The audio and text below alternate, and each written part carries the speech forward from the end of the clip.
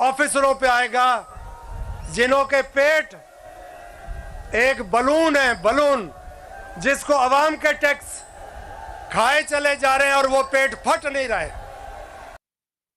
अब ये देखें सर, ये सुनामी, बिल्कुल सुनामी, ये वाकई सुनामी है सिंध के अंदर जीडीए की। ये फैसला साफ है कि आप दूध के लिए बिल्ले को चौकीदारी नहीं दे सकते हो। इस जाके जो बातें की हैं उससे कई लोग तो अब ये ट्विटर वगैरह पे और इसमें कह रहे हैं कि जी बड़ी थरथली मची हुई है जीएचक्यू में और बड़े सख्त परेशानी है और ये सब वो होगी। नामजद वज़ीर आला खैबर पख्तूनख्वा अली अमीन गंडापुर ने वाज़ेह किया है कि किसी के खिलाफ कोई इंतकामी कार्रवाई नहीं होगी। और तहरीक इंसाफ की पार्लिमानी पार्टी ने साबिक मुश्ताक अब्दुल्ला के बयान की तहकीकात का मुतालबा कर दिया है।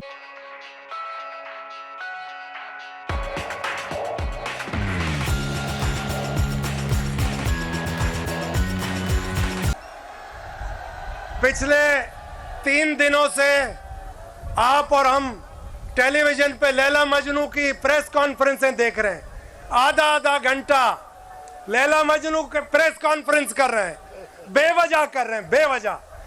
अब मुझे ये बताओ, जो करोड़ों आदमियों का मुर्शिद हो, रूहानी पेशवा हो, वो खुद फैसला करेगा या अपने जीडीए के दोस्तों को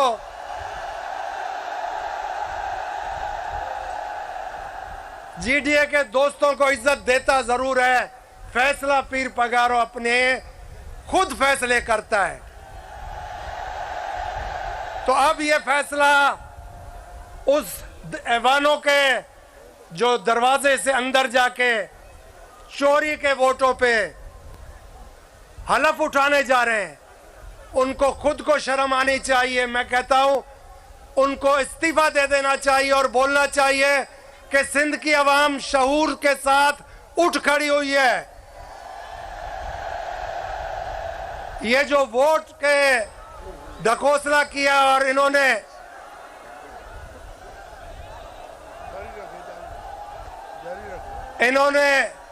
जाली मैंडेट लिए, वो अब कबूल लेनी चाहिए और नए इलेक्शन के लिए खुद अनाउंस करना चाहिए।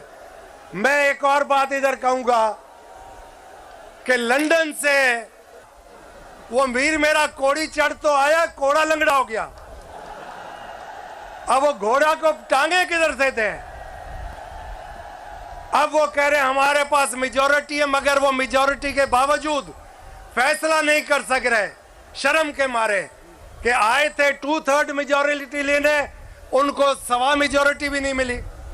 तो उनको ही सोच लेना चाहिए, उनका सब कुछ बाहर है। ये गरीब आवाम का, पाकिस्तानियों का कोई मैं नहीं समझता सुनने वाला अब है।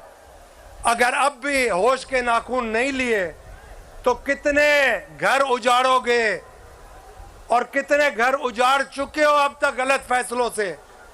अब वक्त आ गया है, सही फैसला कर लो, वरना वो वक्त देखना पड़ेगा आपके बच्चों को, सबको, जो हम नहीं दिखाना चाह रहे, हम खुद भी नहीं देखना चाह रहे। इस वक्त माशी बहरान है पाकिस्तान में। इस माशी बहरान के लिए आप दागियों को कैसे लाके सर पे मुसल्लत कर रहे हो, और इन दागियों को कोई नहीं कबूलेगा। दूसरा आप कह रहे हैं जीएचक्यू में सख्त परेशानी है क्योंकि आसिम मुनीर ने कहा है जिस कोर कमांडर, सर ये इतनी खतरनाक बात है ना, जो ये बात है, आसिम मुनीर ने कहा है जिस कोर कमांडर के तहत इलेक्शन के नतीजे फौज की मर्जी के मुताबिक नहीं आए, उनको खुड्डे लाइन लगाया जा रहा है। ये तो अपनी मौत को दावत दे रहा है सर, मैं आपको फ्रैंकली बता दूं। ये बात अभी और आगे बढ़ेगी, आप कह रहे हैं ये मौत वाली मैंने बात की, ये बात अभी और आगे बढ़ेगी। उनको शक है कि नदीम अंजुम के लोगों ने मदद नहीं की, मतलब के इलेक्शन को जिताने की। आसिम मुनीर नवाज शरीफ के लिए पूरा जोर लगा रहे थे और नदीम अंजुम जरदारी के लिए, ये वो जो आदिल राजा बहुत अरसे से कह रहे हैं। जी अब नवाज तो गए खड्डे में मगर जरदारी को भी उनके पास भेजने की तैयारी हो रही है। सर आखिर में जो आपने बात की है ना, मैं उससे भी कांप गया। आसिम मुनीर ने बहुत गलतियां की हैं और फौजी कमांडर बिल्कुल खुश नहीं है। ये भी बिल्कुल सही है सर, ये हमारी आज सुबह की भी खबर है, ये कल की भी खबर है, ये आपने भी खबर दी है। तो अब तो फौज में आम ये खबर फैल गई है कि बहुत सख्त गम और गुस्सा है लोगों में, खुश नहीं है। और सीनियर कमांडर्स की भी बात करो, मगर मेरे दोस्त कहते हैं, आप कह रहे हैं, आपके दोस्त कहते हैं कि अपने बचाव के लिए वो हर चीज दांव पर लगा देगा। ये बहुत खतरनाक बात है सर, कि वो जो है खाना जंगी भी करने के लिए तैयार है। वो तो बिल्कुल बताएं सर कि ये सुनामी को ये कैसे अब ये वाकई पीपल्स पार्टी के कफन की निशानदेही है ये, कि यहाँ इधर दफनाई जाएगी? बिकॉज एक बड़ी अजीब मैंने एक किसी तजियागार की बात सुनी कि जी पीपल्स पार्टी का बहुत बेस है ऑन ग्राउंड। कोई बेस नहीं है सर। मैं सर, बात ये है कि ये सुनामी तो अब इलेक्शन के बाद आपको नजर आ रही है, जी जी और इलेक्शन के रिजल्ट के साथ जो कुछ इन्होंने खिलवाड़ किया है, जो कुछ बेईमानी या रिगिंग या धांधली की है, उसकी वजह से ये आपको नजर आ रही है। और इसमें मेरा ख्याल है पीर पगाड़ा साहब के तो बहुत मुरीद भी होंगे और पार्टी सपोर्टर्स भी होंगे, बाकी पार्टियों के भी हैं, पीटीआई वालों के भी इसमें शामिल होंगे, और ये सब अपना प्रोटेस्ट रजिस्टर कर रहे हैं। और इस तरह के प्रोटेस्ट अभी आप देखेंगे कराची में भी होगा, लाहौर में भी होगा, इस्लामाबाद, पिंडी में भी होगा। ये 3-4 जब इस तरह के बड़े बड़े सुनामी आएंगे तो फिर ये पता लगेगा कि जी ये सारा सिस्टम कहाँ खड़ा है।